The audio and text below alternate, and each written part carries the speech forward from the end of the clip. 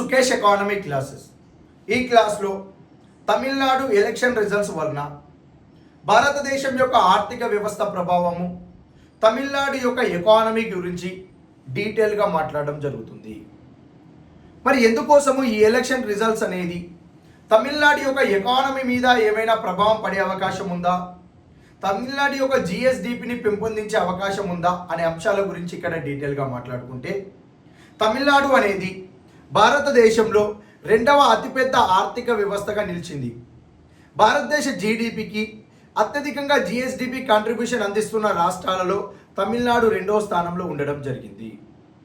భారతదేశంలో పారిశ్రామికీకరణ అభివృద్ధికి ఇంజన్ లాంటి వ్యవస్థ ఏదైనా ఉందా అంటే అది తమిళనాడు రాష్ట్రమే. అలాంటి తమిళనాడు రాష్ట్రంలో గత 60 సంవత్సరాలుగా డిఎంకే పార్టీ, ఏఐడిఎంకే పార్టీలు ద్రవిడియన్ సిద్ధాంతాల ఆధారంగా ఆర్థిక వ్యవస్థను అభివృద్ధి చెందించుకుంటూ రావడం జరిగింది. మరి ఇటీవల కాలంలో మనకి విజయ్ కొత్త పార్టీ పెట్టి తమిళగా వెట్రి కలగం అనే పార్టీతోటి, టీవీకే పార్టీతోటి తన ఎలక్షన్ మేనిఫెస్టోలో తమిళనాడు యొక్క ఎకానమీని అభివృద్ధి చెందించేలాగా, ఎకానమీయే నా యొక్క ప్రధాన ఉద్దేశము, తమిళనాడు యొక్క జిఎస్డిపిని పెంపొందించడమే నా యొక్క ప్రధాన ముఖ్య ఉద్దేశం అని చెప్పి మేనిఫెస్టోలో అంశాలన్నీ కూడా ఎకానమీని పెంపొందించడానికే మేము ఈ మేనిఫెస్టోలో ఈ అంశాలను పెట్టడం జరుగుతుందని చెప్పి విజయ్ మనకి తమిళనాడులోని ప్రజలను ఆకర్షితులను చేయడం జరిగింది. అతని యొక్క మేనిఫెస్టోలోని అంశాలు ఎకానమీని డెవలప్ చేసే విధంగా, ప్రజలను అభివృద్ధి పరిచే విధంగా ఉండడం వలన తనకు 2026 మే 4 నాడు తమిళనాడు అసెంబ్లీ ఎన్నికల ఫలితాల్లో 108 అసెంబ్లీ సీట్లతోటి సింగిల్ లార్జెస్ట్ పార్టీగా ఇతనికి అధికారం కైవసం చేసుకునే అవకాశాన్ని తమిళనాడు ప్రజలు ఇవ్వడం జరిగింది. మరి తమిళనాడులోని టీవీకే పార్టీ తోటి ఈ అదర్స్ ఎవరైతే ఉన్నారో కాంగ్రెస్, బీజేపీ వాళ్ళు, ఇందులో 10 మంది ఎమ్మెల్యేలు వీరికి సపోర్ట్ చేస్తే తమిళనాడుకు విజయ్ సీఎంగా అయ్యే అవకాశం ఉంది. మరి తమిళనాడులో ఈ విజయ్ సీఎంగా అవతరించిన తర్వాత తమిళనాడు రాష్ట్రం యొక్క జిఎస్డిపి ఏ విధంగా మారనుంది, తమిళనాడు యొక్క వ్యవస్థ ఎలా ఉంది అనే అంశం చూసే ముందు మనం విజయ్ పార్టీ ఇచ్చిన మేనిఫెస్టోలోని అంశాల గురించి ఒకసారి క్లియర్గా చూస్తే, తమిళగా వెట్రి కలిగం మహిళల కోసము వెల్ఫేర్ స్కీమ్స్ మేనిఫెస్టోలో ఏమి పొందుపరిచారంటే 60 ఏళ్లలోపు ప్రతి మహిళ, 60 ఇయర్స్ బిలో ఉండే ప్రతి మహిళ, కుటుంబ పెద్దగా ఉండే మహిళ ఎవరైతే ఉంటారో వారికి నెలకు 2500 రూపీస్ మేము పెన్షన్ ఇస్తామని చెప్పి మేనిఫెస్టోలో పొందుపరిచారు. అదేవిధంగా పేదింటి అమ్మాయిల పెళ్లి కానుక కోసము ఏంటంటే పేదింటి అమ్మాయిల పెళ్లి కానుక కోసము 8 గ్రాముల బంగారాన్ని మేము పంపిస్తాము, అదేవిధంగా ఒక పట్టు చీర కూడా పంపించడం జరుగుతుంది అని చెప్పి మేనిఫెస్టోలో పొందుపరిచాడు. అదేవిధంగా నెక్స్ట్ ప్రతి ఇంటికి కూడా అనగా రేషన్ కార్డు కలిగిన ప్రతి పేద కుటుంబానికి కూడా సంవత్సరానికి 6 ఉచిత గ్యాస్ సిలిండర్లను కూడా పంపిణీ చేస్తామని చెప్పి క్లియర్గా మెన్షన్ చేయడం జరిగింది. నెక్స్ట్ అదేవిధంగా రాష్ట్ర వ్యాప్తంగా ప్రభుత్వానికి సంబంధించిన ఆల్ బస్సెస్, గవర్నమెంట్కి సంబంధించిన అన్ని ప్రభుత్వ బస్సుల్లో మహిళలకు ఉచిత బస్సు ప్రయాణం కల్పించడం జరుగుతుంది. అదేవిధంగా నెక్స్ట్ మహిళల భద్రత, మహిళల రక్షణ కోసము తమిళనాడు రాష్ట్రంలో కేవలము ఉమెన్ ప్రొటెక్షన్ కోసమే 500 పోలీస్ బృందాలను ఏర్పాటు చేయడము, అదేవిధంగా మహిళలను ఎవరైనా వేధిస్తే వెంటనే కోర్టు తీర్పులు వచ్చే విధంగా ఫాస్ట్ ట్రాక్ కోర్టులను ఏర్పాటు చేస్తామని చెప్పి కూడా మేనిఫెస్టోలో మహిళల కోసమే ప్రత్యేకంగా 5 అంశాలను పొందుపరచడం జరిగింది. నెక్స్ట్ అదేవిధంగా టీవీకే పార్టీ యువత, అదేవిధంగా విద్యా పథకాలు. ఈరోజు తమిళనాడులో విజయ్ గెలవడానికి గల ప్రధాన కారణం కూడా యువతనే. 18 నుంచి 25 సంవత్సరాల మధ్య కలిగిన యువత ఎవరైతే ఉన్నారో వాళ్ళు ప్రతి ఒక్కరూ కూడా విజయ్ పార్టీకే ఓటు వేయడం జరిగింది.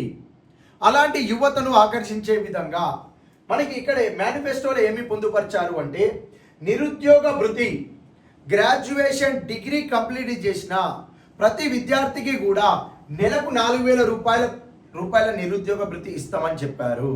అదేవిధంగా డిప్లొమా కంప్లీట్ చేసిన ప్రతి వ్యక్తికి కూడా 2500 రూపీస్ నెలవారీగా నిరుద్యోగ భృతి ఇస్తామని చెప్పి మేనిఫెస్టోలో పొందుపరిచారు.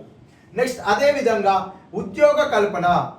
తమిళనాడులో విజయ్ పార్టీ అధికారంలోకి వచ్చిన వెంటనే దాదాపుగా 5 లక్షల ప్రభుత్వ ఉద్యోగాలకు నోటిఫికేషన్లను విడుదల చేసి గవర్నమెంట్ సెక్టార్లో 5 లక్షల మందికి మేము ఎంప్లాయ్మెంట్ని కల్పిస్తామని చెప్పి మేనిఫెస్టోలో పొందుపరిచారు. అదేవిధంగా గ్రామీణ స్థాయిలో ఉండే నిరుద్యోగ యువకులందరికీ కూడా ప్రతి రూరల్ ఏరియాలో ఉండే నిరుద్యోగ యువకులకు ఏదో ఒక దాంట్లో ప్రైవేట్ ఉద్యోగం పెట్టించి మినిమం నెలకు 18,000 రూపాయల ఉద్యోగం వచ్చే విధంగా మేము ప్రైవేట్ సెక్టార్లో అందరికీ ఉద్యోగాలను కల్పిస్తాం. మ్యాక్సిమంగా గ్రామీణ ప్రాంత యువకులకు 5 లక్షల మందికి అయితే మేము నెలకు 18,000 రూపాయలు కలిగిన ఉద్యోగాన్ని ప్రైవేట్ సెక్టార్లో పెట్టేస్తామని చెప్పి మేనిఫెస్టోలో పెట్టాడు. దీన్ని బట్టి సుమారుగా 5 లక్షలు ప్రభుత్వ ఉద్యోగాలు, 5 లక్షలు ప్రైవేట్ ఉద్యోగాలు, అంటే సుమారుగా 10 లక్షల మందికి ఉద్యోగ అవకాశాలను కల్పిస్తానని చెప్పి క్లియర్గా మెన్షన్ చేయడం జరిగింది. నెక్స్ట్ అదేవిధంగా ప్రభుత్వ పాఠశాలలో చదివిన వారికి రిజర్వేషన్లను పెంచుతాను. ఏంటిది? ప్రభుత్వ పాఠశాలలో చదివిన వారికి రిజర్వేషన్లను పెంచుతాను. ఏంటిది? విద్యా ఉద్యోగాలలో రిజర్వేషన్లను పెంచడం జరుగుతుంది. నెక్స్ట్ 20 లక్షల వరకు ఎలాంటి షూరిటీ లేకుండా వాళ్ళకి అబ్రాడ్ వెళ్ళడానికి హయ్యర్ స్టడీస్ కోసము 20 లక్షల రూపాయల బ్యాంకు ద్వారా లోన్ తీసుకుంటే తమిళనాడు గవర్నమెంట్ ఆ బ్యాంకులకు అస్యూరెన్స్ ఇస్తుంది. మీ దగ్గరికి ఎవరైనా విద్యార్థి తను గ్రాడ్యుయేషన్ కంప్లీట్ చేసిన తర్వాత తను చదువుకున్న తర్వాత 20 లక్షల వరకు విద్యా రుణం తీసుకొని హయ్యర్ ఎడ్యుకేషన్ చేయాలి అనుకుంటే, అబ్రాడ్ వెళ్ళాలి అనుకుంటే ఏ షూరిటీ లేకుండా మీరు అతనికి ఇవ్వండి, ప్రభుత్వం తరపున నేను షూరిటీ పెట్టిస్తాను అని చెప్పి ఒక హామీ ఇవ్వడం జరిగింది. నెక్స్ట్ అదేవిధంగా తల్లులకు ప్రోత్సాహకం.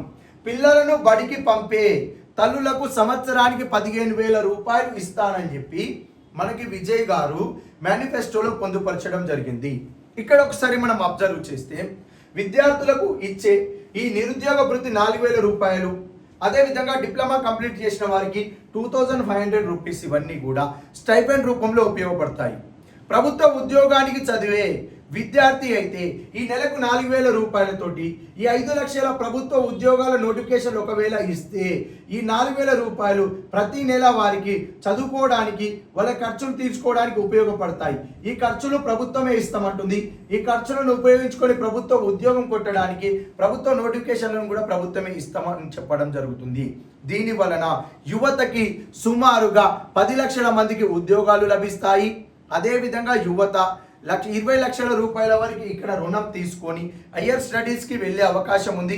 కంప్లీట్గా ఇక్కడ మీరు ఒకసారి అబ్జర్వ్ చేస్తే యువత అందరినీ కూడా ఎడ్యుకేషన్లో డెవలప్ చేస్తానని చెప్పి క్లియర్గా మెన్షన్ చేయడం జరిగింది. మీరు తాగడానికి డబ్బులు ఇస్తాను, మీరు ఆటలు ఆడడానికి డబ్బులు ఇస్తానని చెప్పలేదు.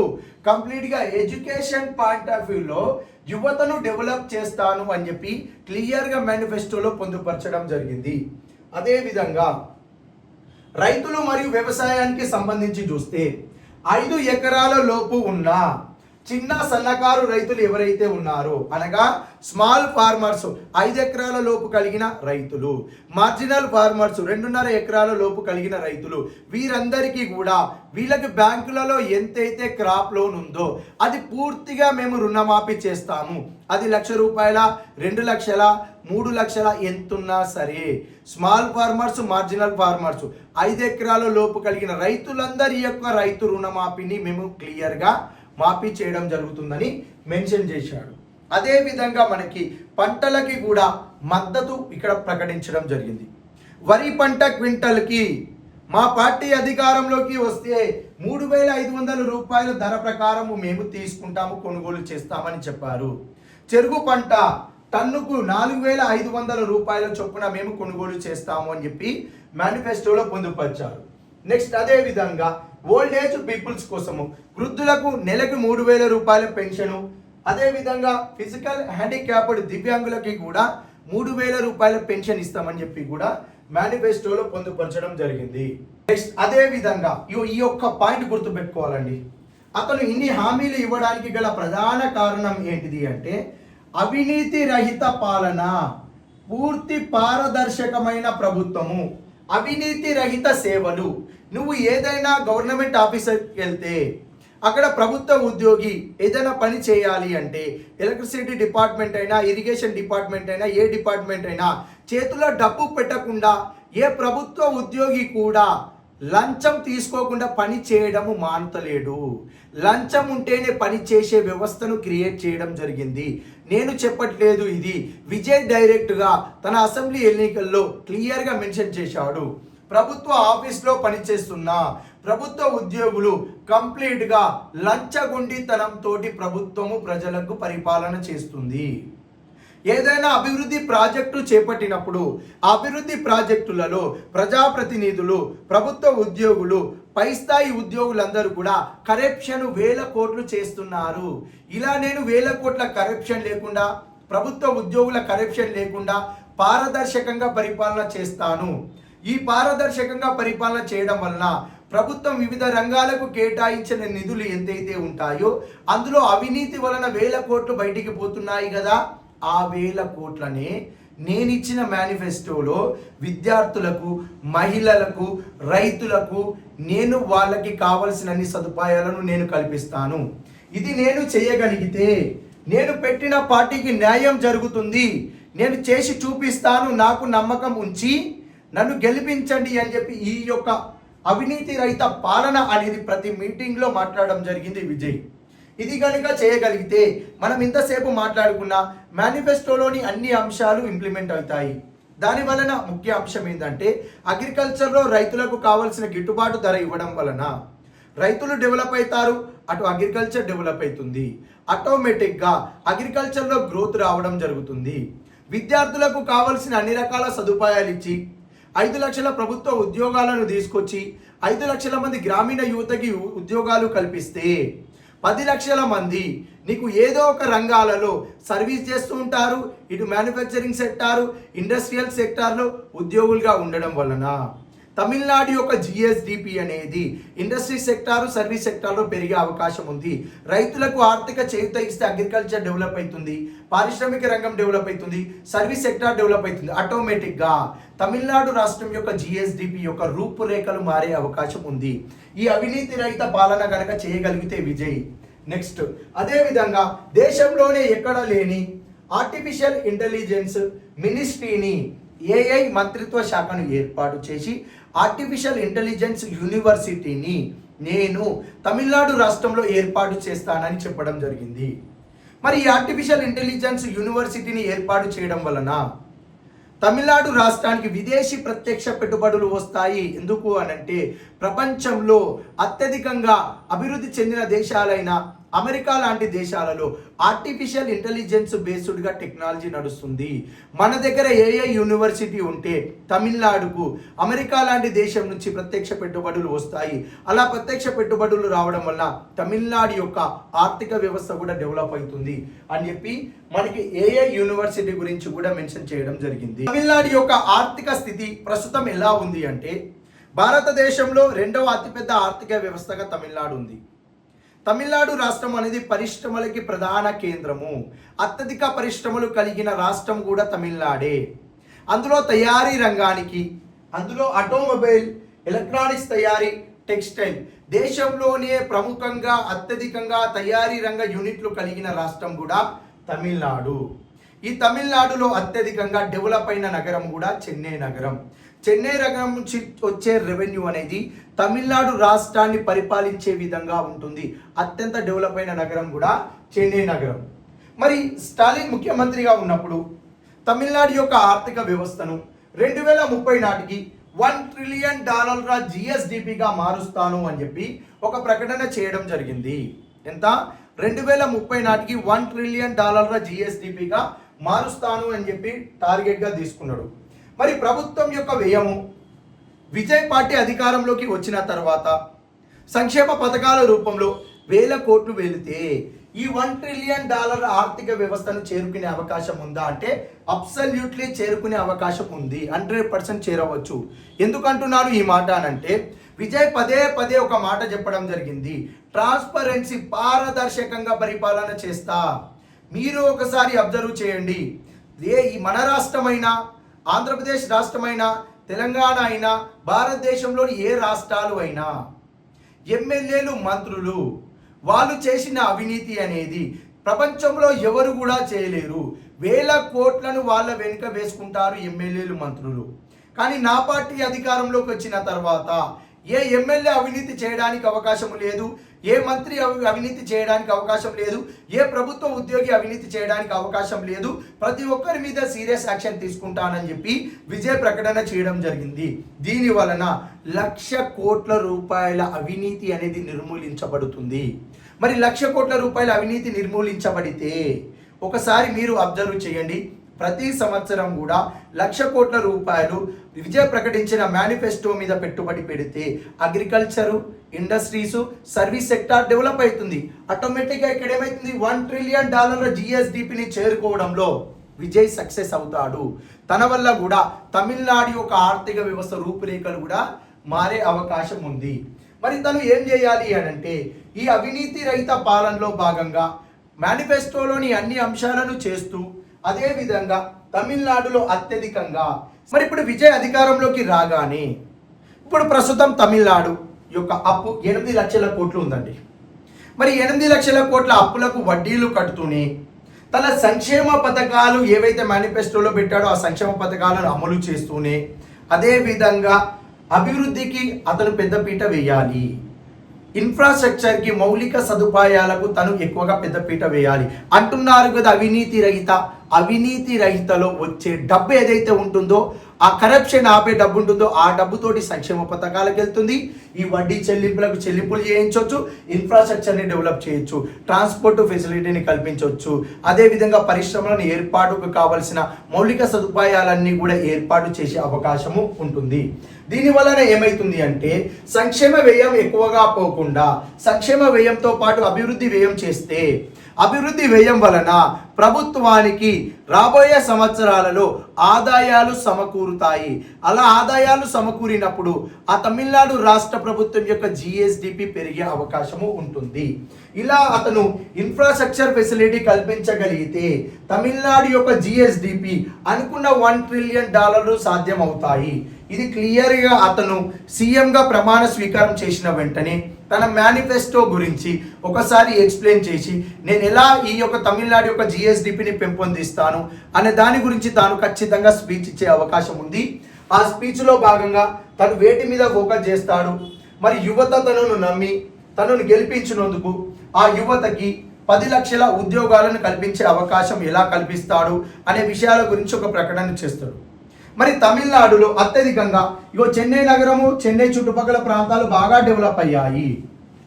దక్షిణ తమిళనాడు విజయ్ యొక్క విజన్ అయితే చెన్నై ప్రాంతం ఎలా అభివృద్ధి చెందిందో సేమ్ అలానే దక్షిణ తమిళనాడును కూడా అతను ఇక్కడ సదుపాయాలను కల్పించి ఇన్ఫ్రాస్ట్రక్చర్ ఫెసిలిటీని కల్పించి ఇక్కడ ఇండస్ట్రీస్ని డెవలప్ చేయగలిగితే విజయ్ని ఆపే వ్యక్తి ఇక్కడ చెన్నైలో ఉండరు. ఇక ఆటోమేటిక్గా చెన్నై ప్రాంతం మొత్తం కూడా డెవలప్ అయిపోతుంది.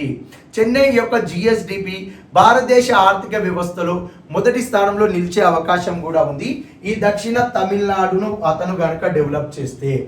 అదేవిధంగా ఇక్కడ ఒకసారి చూస్తే ప్రస్తుతము తమిళనాడు యొక్క GSDP గ్రోత్ రేటు స్టాలిన్ ముఖ్యమంత్రిగా ఉన్నప్పుడు 8 నుండి 9% మధ్యలో ఫ్లక్చువేషన్ అవుతూ ఉండేది.